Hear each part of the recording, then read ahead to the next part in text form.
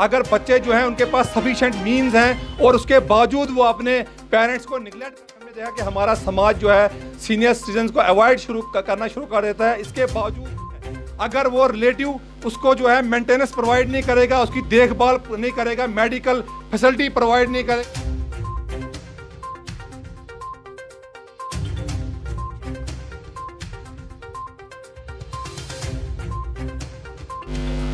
आज district social welfare office भदोरा में district legal service authority की जानिब से एक अवेयरनेस प्रोग्राम ऑर्गेनाइज किया गया, जिसमें मैं रिसोर्स पर्सन था और मैंने जो टॉपिक है right of the senior citizen और फ्री लीगल सर्विस, उस पर मैंने यहाँ पे जो है लोगों को अवेयर किया। मैंने यहाँ पे बताया कि एजिंग जो है वो एक नेचुरल प्रोसेस है और जब एल्डरी पर्सन जब हो जाता है तो थॉट में फिजिकल, मेंटल और सोशल जो है चेंजिंग आते हैं और कहीं ना कहीं हमने देखा कि हमारा समाज जो है सीनियर सिटीजन को अवॉइड करना शुरू कर देता है। इसके बावजूद कि जो हमारे एल्डर्स हैं उनके पास काफ़ी एक्सपीरियंस होता है, नॉलेज होता है और अगर उस एक्सपीरियंस और नॉलेज को एक अपॉर्चुनिटी प्रोवाइड की जाए तो वो इस्तेमाल हो सकता है for the socio economic development of the country. और जो हमारा कॉन्स्टिट्यूशन है उसका आर्टिकल 41 है और 46 जो है उसमें ब्रीफली एक्सप्लेन किया गया है क्या राइट्स हैं सीनियर सिटीजन के और स्टेट की क्या रेस्पॉन्सिबिलिटी और ऑब्लिगेशन है to protect the right of the senior citizen और right to work,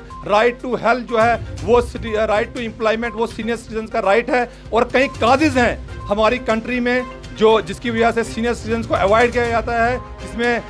employment problem आती है, इनकम प्रॉब्लम आती है, मेडिकल प्रॉब्लम आती है। इसीलिए जो हमारे कॉन्स्टिट्यूशन है उसमें कॉन्स्टिट्यूशनल प्रोटेक्शन जो है आर्टिकल 41 और 46 के तहत सीनियर सिटीजन को दी गई है। उनको सेफ गार्ड करने के लिए जो यूनाइटेड नेशन की जनरल असेंबली है उन्होंने भी एक प्रोक्लेमेशन जो है वो इशू की, जिसमें उन्होंने सीनियर सिटीजन के राइट्स को प्रोटेक्ट करने के लिए कहा। अगर हम हिंदू लॉ और मुस्लिम लॉ की बात करें उसमें भी प्रोविजन है मेंटेनेंस का सीनियर सिटीजन के लिए और ये रेस्पॉन्सिबिलिटी है उनके चिल्ड्रंस की कि वो अपने पेरेंट्स को मेंटेनेंस प्रोवाइड करें। और इसी तरीके से हमारा जो क्रिमिनल प्रोसीजर कोड है उसकी सेक्शन 125 है।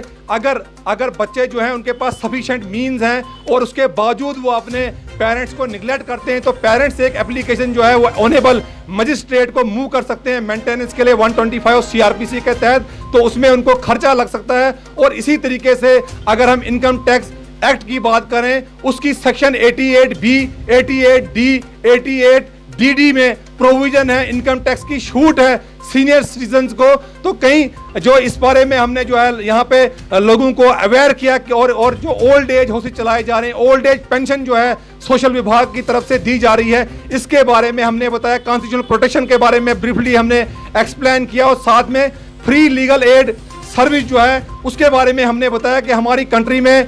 लीगल सर्विस अथॉरिटीज एक्ट 1987 है और जिसकी सेक्शन 12 जो है उसमें जो है एक्सप्लेन किया गया है कि किन वीकर सेक्शंस ऑफ सोसाइटी को फ्री लीगल एड जो है प्रोवाइड की जाएगी। और उसमें वीकर सेक्शन बताया गया है वुमेन्स को, चिल्ड्रन को, डिसेबल्स को, एससी को, एसटीज को, बैकवर्ड क्लासेस को और भी काफ़ी इसमें बताए गए हैं जिनको जो है फ्री लीगल एड प्रोवाइड करनी है। और हमारे कॉन्स्टिट्यूशन की अगर बात की जाए उसमें 39A है हमारे कॉन्स्टिट्यूशन का आर्टिकल 39A, जिसमें स्टेट की रेस्पॉन्सिबिलिटी है to provide the access to of legal aid to weaker section of the society. हर एक रोड पे जो आदमी है उसको जो है स्टेट की रेस्पॉन्सिबिलिटी है फ्री लीगल एड प्रोवाइड करना। और जो हमारा लीगल सर्विस अथॉरिटी एक्ट है इसके तहत जो है लोक अदालत ऑर्गेनाइज की जाती है, एवरीडे लोक अदालत है, मोबाइल लोक अदालत प्रोवाइड की जाती है, जहाँ पे एमिकेबली जो है जो मैटर्स हैं, जो डिस्प्यूट्स हैं उनको आर्बिट्रेशन के साथ, मीडिएशन के साथ रिजॉल्व किया जाता है। और कोई भी पार्टी जो है लोक अदालत में अगर फैसला लाना चाहती है वो दोनों पार्टियां मिलकर एक एप्लीकेशन दे सकती हैं या एक पार्टी जो है एप्लीकेशन दे सकती है। जो भी लोक अदालत का फैसला होता है वो एक